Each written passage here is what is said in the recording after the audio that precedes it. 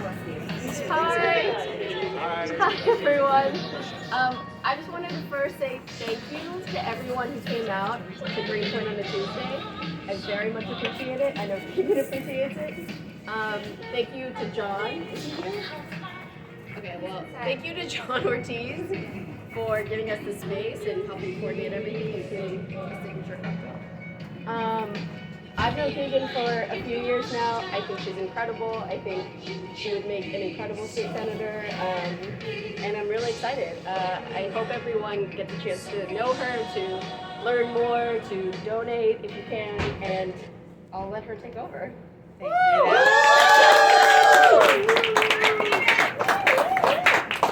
Well, I really want to thank you all for being here, those of you who came here intentionally, and those of you who have been kidnapped. Thank you so much.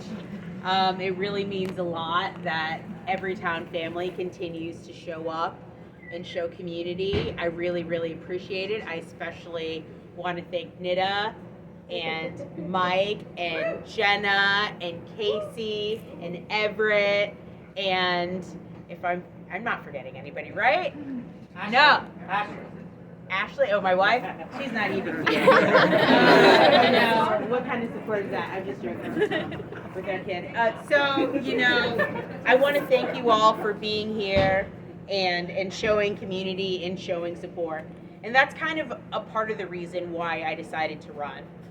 The reason that we chose Brooklyn, and in fact chose Ditmas Park specifically, no hate to Williamsburg, it's lovely, but one of the reasons that we chose where we live is it kind of reminds me of where I grew up in Washington, D.C. A very small, diverse, close-knit community where many of the people there had come from a different country. My mom arrived to this country on Valentine's Day from Trinidad and Tobago, belly full of meat, completely intimidated by this new place. But, she came here, she babysat, she worked in fast food restaurants to put herself through college and physical therapy school to provide for me, and for that I'm immensely grateful.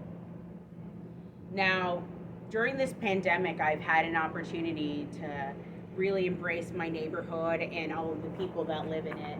But one thing that I also saw that kind of reminded me of something that I experienced when I was a child, is that there was a moment in 4th grade where I opened my lunchbox, and in it I found these like 2 defrosting pieces of Eggo waffles with Philadelphia cream cheese in the middle.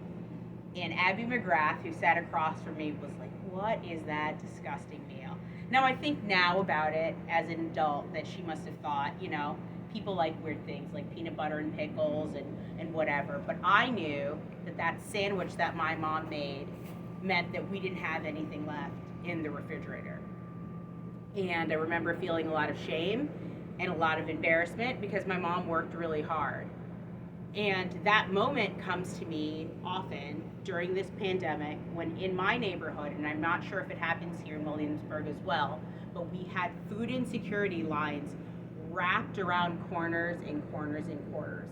The people who had been delivering our food and making sure that we had PPE and helping us in the hospital were clearly not being provided for, and I reject that. I completely thought that there was something that I should do to get involved.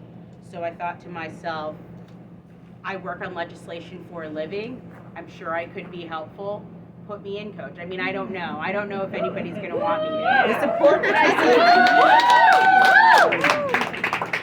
The support here that I see today is really overwhelming. It's either you have a great amount of faith in me or you don't want to work with me anymore. But I've got your money now, and but no, in all honesty, I really feel as though we've had a lack of leadership in our district for a long time.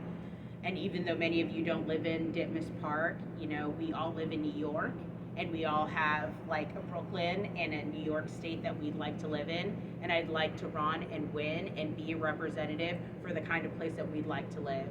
So I appreciate your support, and I'm so happy to be here with you all now. So thank you.